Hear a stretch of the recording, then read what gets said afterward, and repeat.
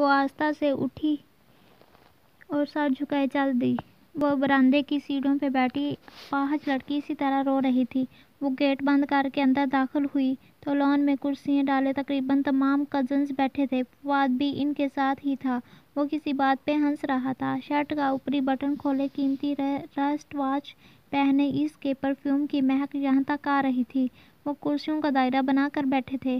یہ ندا تھی جو اس کی بات دلچسپی سے سن رہی تھی، جبکہ آرزو بھی اسی دائرے میں لا تعلق سی بیٹھی تھی، اور فائقہ بھی، رضیہ پھپھو کی فائقہ، وہ بھی جیسے فواد سے احتراز برت رہی تھی۔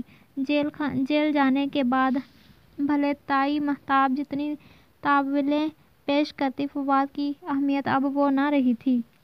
وہ کتابیں سینے سے لگائے، سر جھکائے تیز تیز چلنے لگی۔ محمل وہ برآمدے کی اسٹیپ پہ تھی جب فواد نے بے اختیار پکارا۔ اس نے ایک پاؤں سیڑھی پہ رکھے گردن موڑی۔ وہ مسکرا کر اسے دیکھ رہا تھا۔ آؤ بیٹھو، مجھے کام ہے۔ رکھے تاثرات دیکھ کر وہ برآمدے کا دروازہ پار کر گئی۔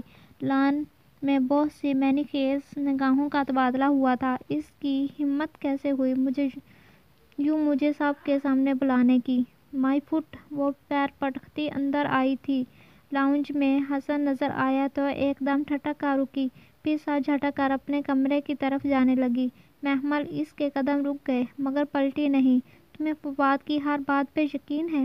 مجھے آپ پہ بھی یقین نہیں ہے۔ اس کا گلا رندا گیا تھا۔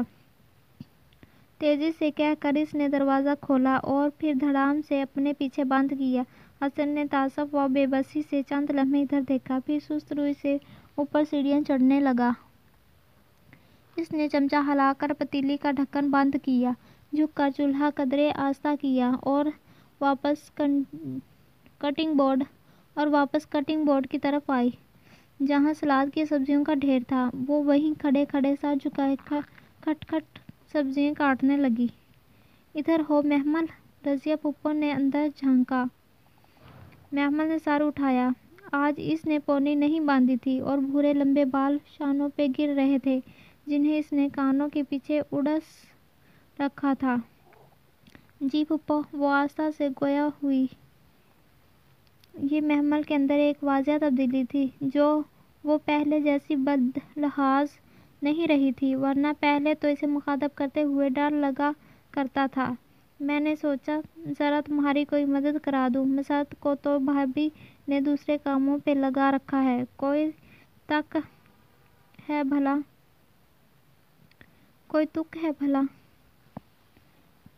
مسرت کو تو بھابھی نے دوسرے کاموں پہ لگا رکھا ہے، کوئی تک ہے بھلا؟ جب دیکھو بیچاری سے کام ہی کرواتی رہتی ہیں۔ تو کوئی بات نہیں پھپھو، ہمارا فرض ہے۔ وہ نرمی سے مسکرا کر پھر سے سبزی کاٹنے لگی تھی۔ یہ فواد رہا کب ہوا؟ پھپھو سامنے کاؤنٹر سے ٹیک لگائے رازداری سے گویا ہوئی۔ معلوم نہیں۔ ہاں، بڑا ظلم کیا اس نے تمہارے ساتھ۔ میرا تو مانو اس کی شکل دیکھنے کا دل نہیں کرتا۔ وہ سر جھکائے کھٹا کھٹ پیاز کاٹتی جا رہی تھی۔ آنکھوں میں سے آنسو گرنے لگے تھے۔ بڑا دل تھا میری اپنی فائقہ کے لیے،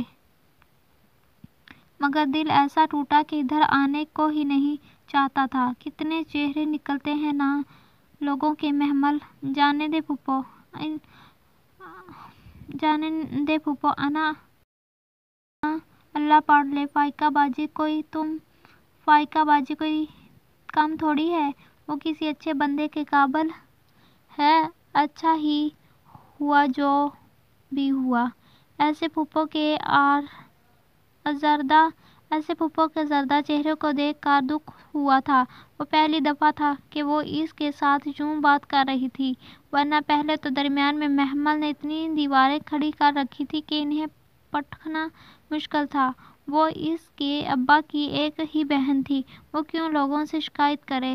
اس نے خود بھی تو کبھی بنا کر رکھنے کی کوشش نہ کی تھی۔ ہاں وہ تو ٹھیک ہے، مگر اسی لمحے فواد نے کچن کا دروازہ کھولا۔ ان دونوں نے چونک کر ادھر دیکھا۔ محمل نے لب سختی سے بھینچ گئے۔ وہ تیز سبزی کاٹنے لگی۔ محمل، ایک کپ چائے مل سکتی ہے؟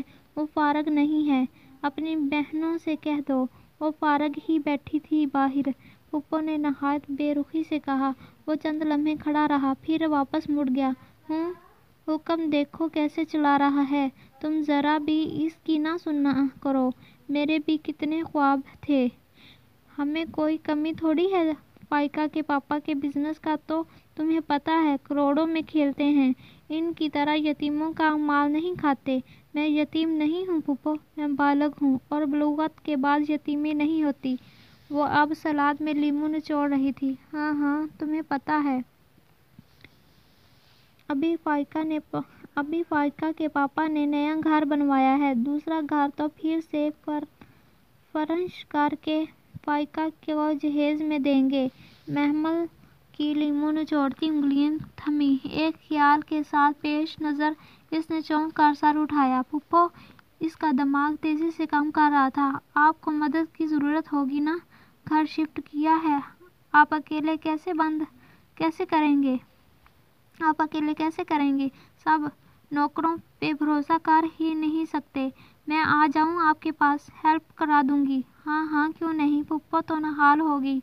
मैं तुमसे कहने ही लगी थी, फिर सोचा तुम्हारी पढ़ाई, तो इसीलिए इतना प्यार जता रही थी। खैर कोई बात नहीं, वीकेंड है, फिर आपकी हेल्प भी तो करानी है ना।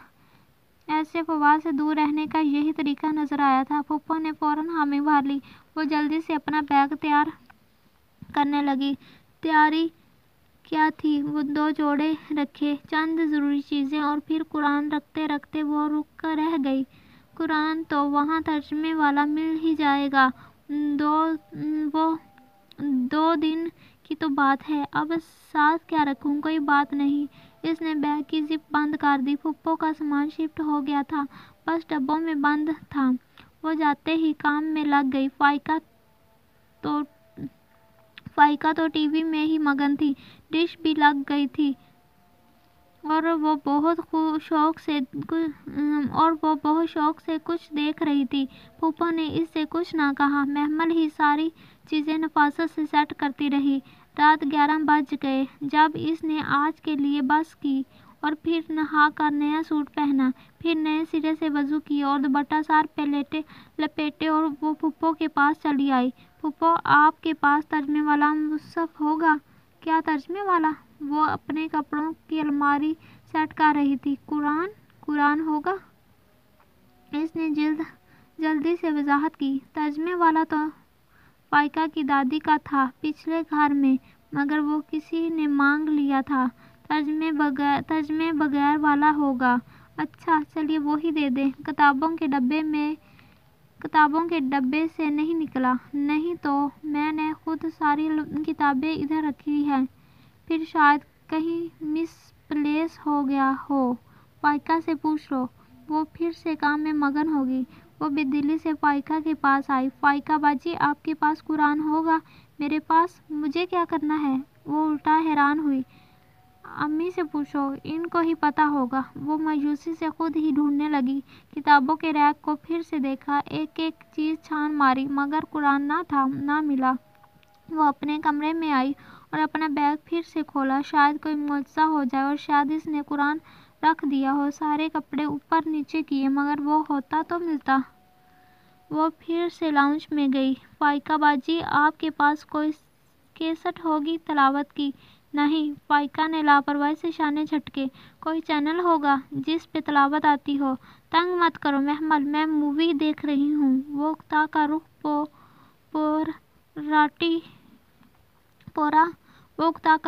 पूरा टीवी की तरफ मोड़ कर बैठ गई। महमल थके थके कदमों से वापस आई और फिर बेड पे गिर कर ना जाने क्यों रोने लगी थी। रात वो बेचैन सी नींद सोई। अगला सारा दिन काम करवाते वो मगमूम बेचैन रही। खाने के बाद चंद लुकमे दे सकी, इससे खाया ही नहीं जा रहा था। हफ्ते और इतवार के 2 दिन इसकी जिंदगी के जैसे बदतरीन दिन थे। इसका बस नहीं चलता था कि वो उड़कर घर पहुंचे और अपना कुरान थाम ले। कोई ऐसा इत्तेफाक था कि रजिया फूफो का ड्राइवर छुट्टी पे चला गया और वो अब इन کہ میاں نفیس انکل سے کہہ بھی نہیں سکتی تھی کہ گھر سے بھی کوئی نہیں دے کر جائے گا۔ وہ جانتی تھی اللہ اللہ کر کے اتوار کی رات گھر سے گاڑی اسے لینے آئی۔ پھر جس لمحے وہ گھر میں داخل ہوئی، بجائے کہیں اور جانے کے، بجائے کسی سے ملنے کے، وہ بھاگ کر اپنے کمرے میں گئی، شیلف پہ بیگ ایک طرف ڈالا اور شیلف پر سے قرآن اٹھا کر سینے سے لگا لیا۔ اسے لگا اب وہ زندگی بھر قرآن کے بغیر کہیں نہیں جا سکے گی۔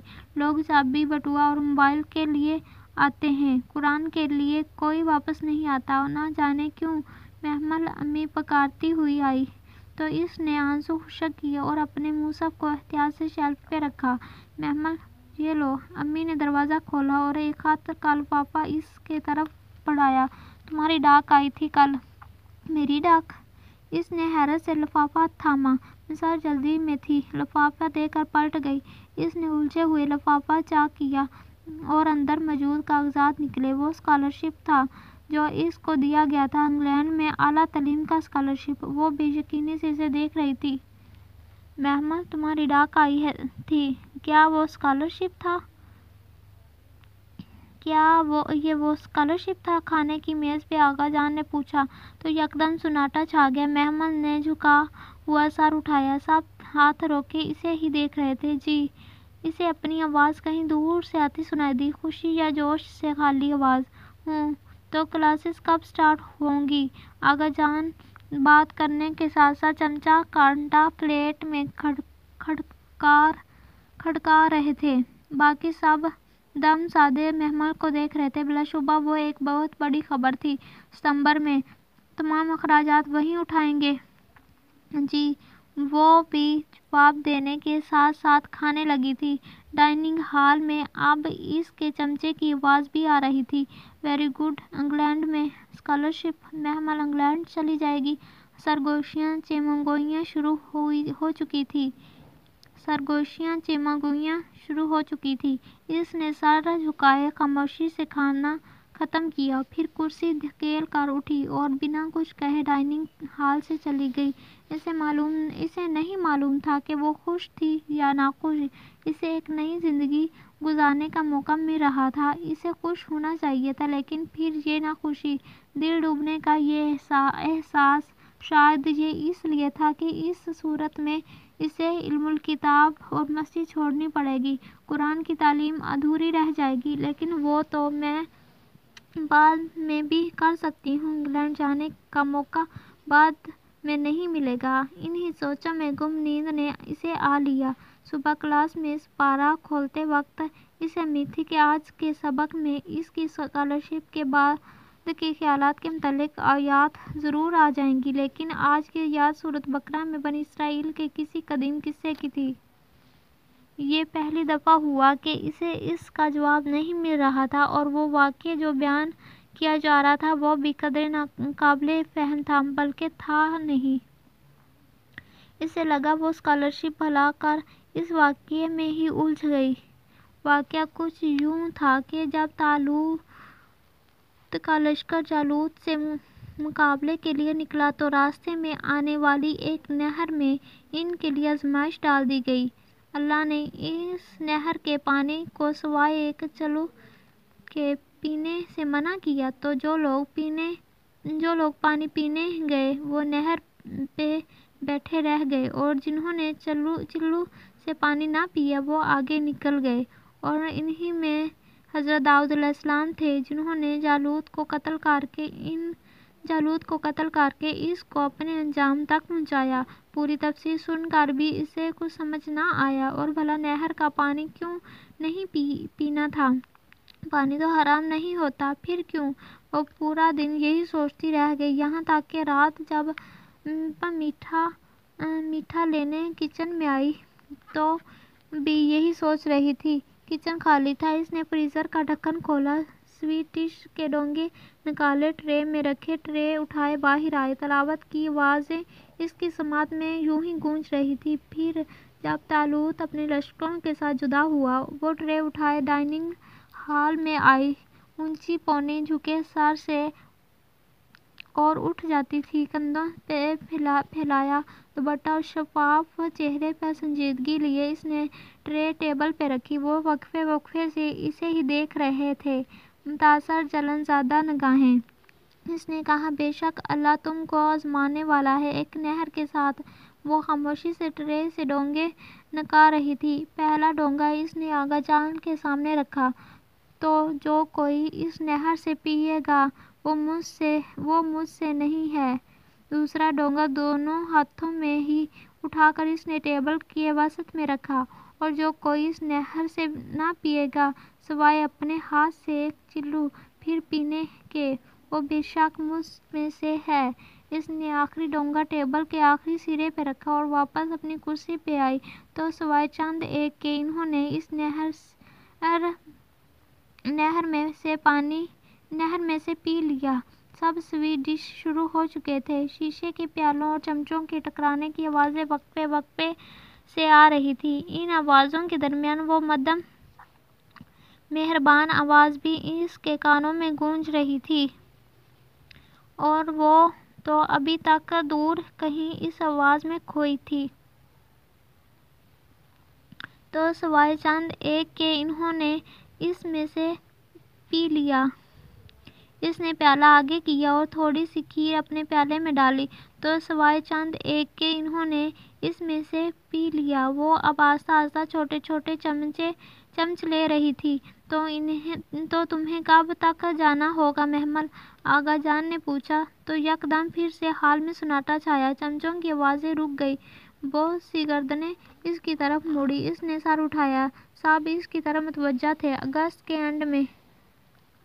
اینڈ تک، یعنی تم ستمبر سے پہلے تک نہیں ہوگی؟ نہیں۔ کیا مطلب آغا جان چونکے؟ میں نہیں جا رہی۔ اس نے چمچ واپس پیالے میں رکھا اور نیپکن سے لب صاف کیے۔ کیا مطلب؟ تم اتنا بڑا اسکالرشپ چھوڑ دو گی؟ فائزہ چاچی نے تحیر سے کہا تھا۔ میں چھوڑ چکی ہوں۔ مگر کیوں؟ وہ نیپکن ایک طرف رکھ کر اٹھ کھڑی ہوئی۔ کیونکہ ہر جگہ رکنے کے لیے نہیں ہوتی۔ اگر میں نے اس نہر سے پانی پی لیا تو میں ساری عمر اسی پہ بیٹھی رہ جاؤں گی، اور طالوت کا لشکر دور نکل جائے گا۔ بعض حلال چیزیں کسی خاص وقت میں حرام ہو جاتی ہیں۔ اگر اس وقت آپ اپنے نفس کو ترجیح دیں تو خیر کا کام کرنے والے لوگ دور نکل جاتے ہیں۔ میں نہر پہ ساری عمر بیٹھی نہیں رہنا چاہتی۔ مجھے وہ داؤد بننا ہے جو جالوت کو مار سکے۔ وہ سوچ کر رہ گئی اور کہا، تو بس اتنا؟ مجھے ابھی قرآن پڑھنا ہے۔ اور تیز تیز قدم اٹھاتی باہر نکل گئی۔ شام کی ٹھنڈی ہوا اپنی لے میں بہہ رہی تھی۔ وہ چائے کا کپ لیے ٹیرس پہ کرسی ڈالے دور آسمان کو دیکھ رہی تھی، جہاں شام کے پرندے اپنے گھروں کو اڑتے جا رہے تھے۔ ٹیرس سے سامنے لوگوں کا گھر نظر آتا تھا۔ انہی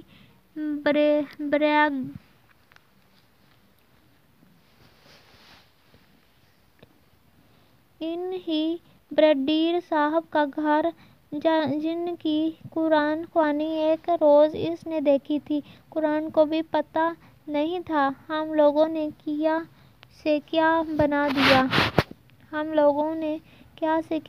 دیا۔ اس نے کسی خیال کے تحت کپ سائیڈ پہ رکھا اور اٹھی۔ ابھی مڑی ہی تھی کہ سامنے فواد کا چہرہ دکھائی دیا۔ وہ گھبرا کر ایک قدم پیچھے ہٹی۔ وہ اندر کھلنے والے دروازے میں کھڑا تھا، سینے پہ ہاتھ باندھے، لب بھینچے اسے دیکھ رہا تھا۔ تم مجھ سے کتراتی پھر رہی ہو، حالانکہ تم جانتی ہو میرا قصور نہیں ہے۔ وہ چپ رہی۔ کل دوپہر 3 بجے میں اسٹاپ پہ تمہارا انتظار کروں گا۔ مجھے تم سے ضروری بات کرنی ہے۔ آئی ہوپ کہ تم ضرور میری بات سننے آؤ گی۔ وہ کہہ کر ایک طرف ہو گیا۔ محمل کا راستہ کھل گیا۔ وہ بنا اسے دیکھے تیزی سے دہلیز پار کر گئی۔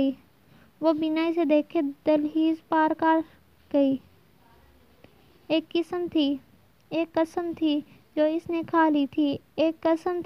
کھا لی تھی، وہ اسے توڑ نہیں سکتی تھی، اور اس لمحے سیڑھیاں اترتے اسے محسوس ہوا کہ شاید وہ اس قسم کی بوجھ سے اب نجات حاصل کرنا چاہتی ہے۔ اب اس سے وہ قسم نبھائی نہیں جا رہی تھی۔ بس ایک دفعہ وہ فواد سے باہر مل لے تو کیا ہو جائے گا، بس ایک دفعہ، کل دوپہر 3 بجے۔ نہیں، میں قسم نہیں توڑوں گی۔ اس نے گھبرا کر سر جھٹکا۔ اس کے اندر کی سوچیں اسے وحشت زدہ کرنے لگی تھیں۔ پھر اسے یاد آیا کہ وہ ٹیرس سے بھلا کیوں نیچے آنے لگی تھی، اور ہاں، وہ قرآن خوانی گھر۔ وہ کچھ سوچ کر گھر سے باہر آئی۔ ساتھ والا بنگلہ بیلوں سے ڈھکا خوبصورت بنگلہ تھا۔ اس نے گیٹ کے ساتھ نصب بیل پہ ہاتھ رکھا، دوپٹہ شال کی طرح کندھوں کے گرد لپیٹے، اونچی کسی ہوئی پونی ٹیل ادھر ادھر جھلاتی وہ ارد گرد کا جائزہ لے رہی تھی۔ قدموں کی چاپ سنائی دی اور پھر گیٹ کھلا۔ کسی ملازم کی شکل سامنے آئی۔ جی، برگیڈیئر صاحب گھر پہ موجود ہیں؟ نہیں، پر آپ کون؟ میں محمل ابراہیم ہوں، ساتھ والے گھر میں رہتی ہوں، آغا ہاؤس میں۔ وہ یہ کچھ مفلٹس ہیں۔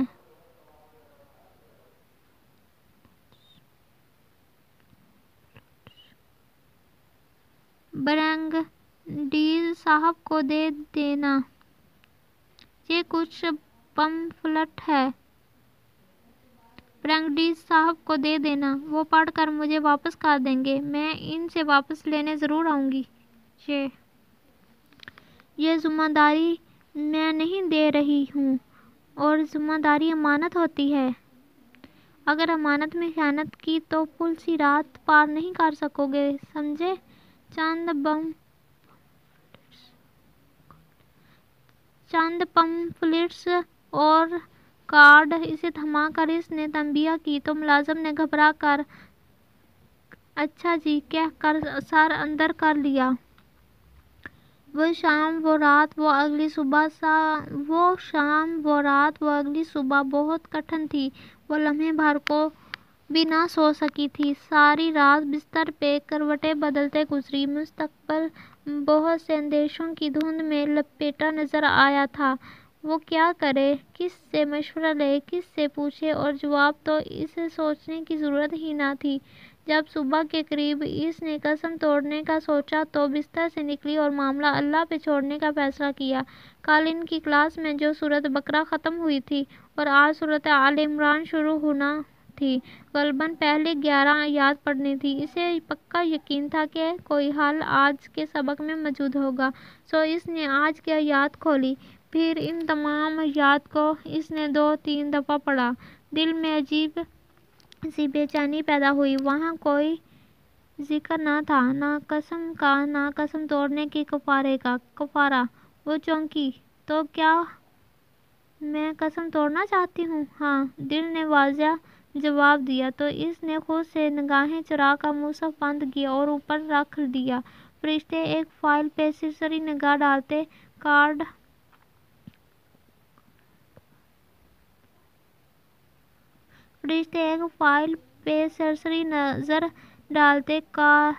کاریڈور میں سے گزر رہی تھی۔ فرشتے ایک فائل پہ سرسری نگاہ ڈالتے کاریڈور میں گزر رہی تھی جب وہ پھولی سانس کے تقریباً دوڑتی ہوئی اس کے سامنے آئی۔ فرشتے، مجھے آپ سے کچھ پوچھنا ہے۔ فائل کے صفحے کا کنارہ فرشتے کی انگلیوں کے درمیان تھا۔ اس نے سر اٹھایا۔ السلام علیکم، کیا بات ہے؟ وعلیکم السلام۔ وہ پھولی سانسوں کے درمیان تیز تیز بول رہی تھی۔ وہ ایک فتویٰ لینا ہے۔ میں مفتی نہیں ہوں، مگر بس ایک فقہی مسئلہ ہے۔ ضرور پوچھنا، مگر آج کی تفسیر سن لو، اس میں ہے تمہارا مسئلہ۔ محمل کو جھٹکا لگا۔ آپ کو میرے مسئلے کا پتہ ہے؟ ارے نہیں، مجھے تو آج کی آیات کا بھی نہیں پتہ۔ میڈم مصباح لیتی ہے نا آج کل آپ کی کلاسز؟ پھر آپ کو کیسے پتہ؟ کیونکہ یہی ہمیشہ ہوتا ہے۔ تفسیر کا ویٹ کر لو، تمہارا مسئلہ کلیئر کٹ لفظوں میں آ جائے گا۔ اس نے فائل کا صفحہ پلٹا اور سرسری سا اوپر نیچے دیکھنے لگی۔ مگر میں نے آج کی یاد پڑھ لی ہے، ان میں میرا مسئلہ نہیں ہے۔ مجھے پتا ہے۔ صبر لڑکی، علم صبر کے ساتھ آتا ہے۔ تفسیر کے بعد پوچھ لینا، مگر اس کی یقیناً نوبت نہیں آئے گی، کیونکہ یہی ہمیشہ ہوتا ہے۔ تفسیر کا ویٹ کر لو، تمہارا مسئلہ کلیئر کٹ لفظوں میں آ جائے گا۔ اس نے فائل کا صفحہ پلٹا اور سرسری سا اوپر نیچے دیکھنے لگی۔ مگر میں نے آج کی یاد پڑھ لی ہے، ان میں میرا مسئلہ نہیں ہے۔ مجھے پتا ہے۔ صبر لڑکی، علم صبر کے ساتھ آتا ہے۔ تفسیر کے بعد پوچھ لینا، مگر اس کی یقیناً نوبت نہیں آئے گی۔ وہ ہلکا سا اس کا گال تھپ تھپا کر فائل دیکھتی آگے بڑھ گئی۔ محمل نے اپنے گال کو چھوا، پھر سر جھٹک کر کاریڈور میں آگے بھاگ گئی۔ یہ کبھی نہیں ہوا تھا کہ وہ جو سوچے وہ قرآن میں لکھا ہوا نہ آئے۔ لوگ اس کی بات نہیں سنتے تھے تو توجہ نہیں کرتے تھے، اگر توجہ بھی کرتے تو سمجھتے نہیں۔ اور ایک قرآن تھا، اسے کہنا بھی نہ پڑتا، اور وہ دل کی بات دھیان سے سنتا، توجہ کرتا، سمجھتا، اور پھر دانائی اور حکمت سے اسے سمجھاتا تھا، اور اس جیسا کوئی نہ سمجھاتا تھا۔ مگر اسے لگا آج کی یاد میں ایسی کوئی بات نہ تھی جو اس سے متعلق ہو۔ بہت بے دلی اور رنج سے اس نے سپارہ کھولا۔ وہ سفید چادر پہ دو زانو ہو کر بیٹھی تھی۔ سامنے ڈیسک پہ سپارہ کھلا پڑا تھا، ایک طرف رجسٹر تھا جس پہ جھکی وہ تیز تیز لکھ رہی تھی۔ اب میڈم مصباح محکمات اور متشابہات کا مطلب سمجھا رہی تھی۔ محکمات وہ آیات ہیں جن کا مطلب ہم سمجھ سکتے ہیں، مثلاً احکامات، اس دنیا کی باتیں، دنیا کے کسی باغ کی مثال، تاریخی واقعات۔ متشابہات وہ آیات ہیں جو ہم تصور نہیں کر سکتے، مگر ان پہ ایمان بالغیب لانا ضروری ہے، مثلاً جنت، دوزخ، اللہ کا ہاتھ، فرشتوں کی بیعت۔ مثلاً جنت، دوزخ، اللہ کا ہاتھ، فرشتوں کی بیعت۔ متشابہات کے پیچھے نہیں پڑنا چاہیے، اور جو کوئی پڑھے اس سے دور رہنا چاہیے۔ میڈم مصباح یہی سمجھا رہی تھی، سست روی سے تمام پوائنٹس رجسٹر پہ لکھ رہی تھی۔ متشابہات پہ ایمان بالغیب ایسا ہونا چاہیے جیسے میڈم کی آواز ہال میں گونج رہی تھی، جیسے اگلی آیات میں ذکر ہے کہ راسخون فی العلم ان پہ ایمان لاتے ہیں۔ اب راسخون فی العلم کون ہوتے ہیں؟ ایک ہوتا ہے طالب علم، ایک صاحب علم، اور اس سے بڑا درجہ راسخ علم والے کو ہوتا ہے۔ یہ کون لوگ ہوتے ہیں؟ ان کے بارے میں نبی کریم صلی اللہ علیہ وسلم سے پوچھا گیا تو راسخون فی العلم کون ہوتے ہیں؟ تو آپ صلی اللہ علیہ وسلم نے فرمایا، وہ جو قسم پوری کرتے ہیں۔ محمل کے ہاتھ سے پین گرا، سیاہی کے چند چھینٹے چادر کو بھگو گئے۔ میڈم آگے بھی کہہ رہی تھی، جن کے دل مستقیم ہوں، مگر وہ یک ٹک پھٹی پھٹی نگاہوں سے سپارے پہ لکھے راسخون فی العلم کے الفاظ کو دیکھے جا رہی تھی۔ ایک ہی تکرار اس کے کانوں میں بار بار گونج رہی تھی، وہ جو قسم پوری کرتے ہیں۔ وہ بعض سکتہ کی کیفیت میں سپارے کو دیکھ رہی تھی۔ راسخون فی العلم، سپارے کے الفاظ دھندلا گئے، اس کی آنکھوں سے ٹپ ٹپ آنسو گرنے لگے تھے۔ صدیوں پہلے عرب کے صحراؤں میں کچھ لوگوں نے رسول اللہ صلی اللہ علیہ وسلم سے پوچھا تھا کہ پختہ علم والے کون ہوتے ہیں؟ تب انہوں نے بتایا کہ وہ جو قسم پوری کرتے ہیں۔ اسے لگا صدیوں پہلے کی کہی گئی بات کسی اور کے لیے نہیں، صرف اس کے لیے ہے۔ وہ انگلیوں کے پوروں سے ان تین الفاظ کو بار بار چھو رہی تھی، انہیں محسوس کر رہی تھی۔ آنسو اس کی گالوں سے لٹک کر گردن پہ پھسل رہے تھے۔ یہ الفاظ آج کی آیات میں تھے۔ اس نے بھلا کیسے سمجھ لیا کہ مسئلے کا حل آج کی آیات میں نہیں ملے گا؟ ہم نے سنا اور ہم نے اطاعت کی۔ اس نے ہتھیار ڈال دیے۔ قسم کھانا پسندیدہ تھا، لیکن اب وہ اسے ہمیشہ نبھاتی تھی، اور وہ جانتی تھی کہ یہی اس کے لیے بہتر تھا۔ اس روز وہ 3 بجے سے پہلے ہی گھر آ گئی اور صبح بہت زرد سی طلوع ہوئی تھی۔